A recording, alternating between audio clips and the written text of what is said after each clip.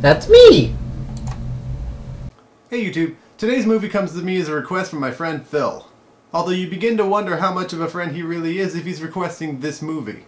This movie is the 10th part in a series that I've managed to avoid almost completely. But because it's October and because it's a request, I present you my review of Jason X.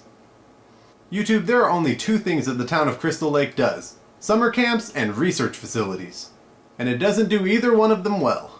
Today we're focusing on the research facility side of Crystal Lake, where Dr. Rowan LaFontaine is preparing hockey mask wearing serial killer Jason Voorhees for cryogenic suspension. But some other scientists come in with the bright idea of examining Jason to figure out his rapid cellular regeneration. But Jason would like to offer an alternative idea. He kills them all. Except for Rowan, who manages to get Jason into the cryogenic chamber. But ever the resilient one, Jason manages to stab Rowan through the chamber, releasing all the freezing stuff into the room and putting both of them in suspension. More than 400 years later, when the Earth has become too polluted to live on, a group of science students under the tutelage of Professor Brandon Lowe come to Earth and find both of them frozen. Then they return to their spaceship and revive Rowan. But Jason, he revives on his own. YouTube, I have a surprise for you. This movie sucked. Not surprised? Well, I'm a woman. Got you there. But seriously, what did they do to you, Jason? You used to be a killer with motivation. You killed people because they let you die because they were too busy fucking. Well, actually, that's why your mom did it. Then you did it because they killed her. But now you're some superhuman serial killer with the powers of Wolverine and Nightcrawler that goes into a berserker rage every time someone is fucking within a mile radius of you. Because you can heal from anything, and you can apparently teleport. I'm only assuming you can teleport because of that scene where you threw that guy through the door and then wound up down the hallway even though there's only one entrance to this room and Rowan is standing in front of it. Oh, he doesn't just reanimate at random either. He has a trigger. He doesn't wake up when he's being transported. He doesn't wake up when he's being scanned. He doesn't even wake up when people are cutting the mask off of his face. Nope, he wakes up because two people down the hall are bumping uglies. And you can't even really blame these people for getting it on.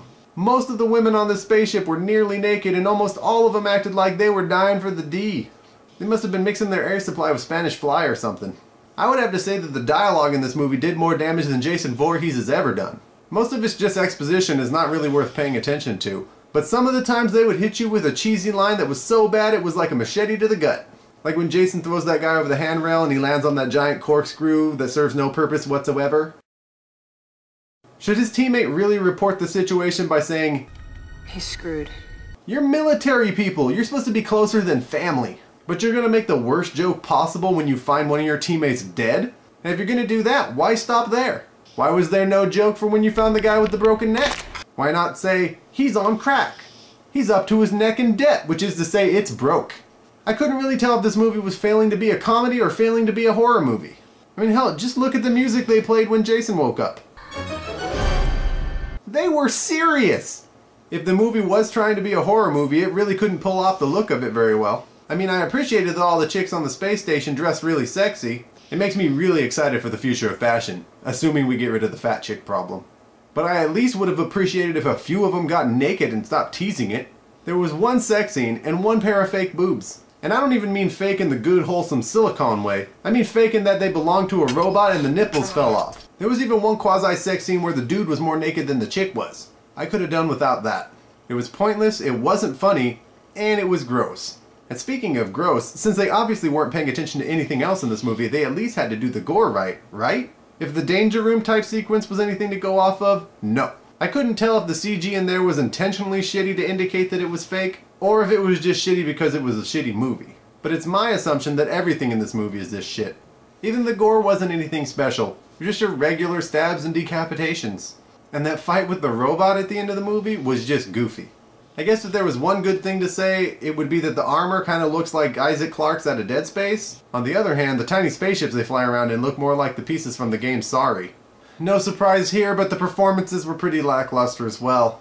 Even the titular character himself couldn't win me over. Sure, he killed a lot of people I didn't like in this movie, but he also did a lot of things that just didn't make any sense. Like when all the characters are locked in the room, and he smashes on the door, and then he apparently teleports behind them, and smashes through the glass like the Kool-Aid Man. Oh yeah! Which could have worked, except that you let all of them escape except for that one dude. That is terribly inefficient. But he did kill that Azrael kid, and so I have to give him credit for that. As soon as I saw this dude, I knew he was going to be the comic relief in the movie, and that meant I needed him to die as quickly as possible. And the Asian lady that served as the hero of the movie pissed me off most of the time as well. Like in the beginning when she's running through the research facility and leaves that giant door wide open. First off, were you raised in a barn? And second of all, maybe he won't be able to follow you if you close that giant bomb shelter door behind you. And near the end of the movie, why are you trying to take Jason on? He just punched that robot chick's head right off her body. And the last problem I had with the cast was that chick that had the sex scene. First of all, you're in a shitty horror movie, so you better get your boobs out. And secondly, when you've just had your boyfriend's blood sprayed all over your face, you probably shouldn't waste the time to wash it off before you rejoin your friends. It's hygienic, but dangerous. But I'm gonna assume that the movie did it as a criticism to vanity, because continuity is probably their utmost concern. So there's only one more thing for me to add to Jason X. A recommendation that you don't watch it. It's a fine enough movie if you're getting together specifically to watch something shitty and make fun of it. But if you don't like torturing yourself like me and my friends do, I would avoid this movie. And that's all I have for this week. Don't forget to like, comment, and subscribe to my videos. And unfortunately, I think I have all the requests that I need to finish off October's video reviews.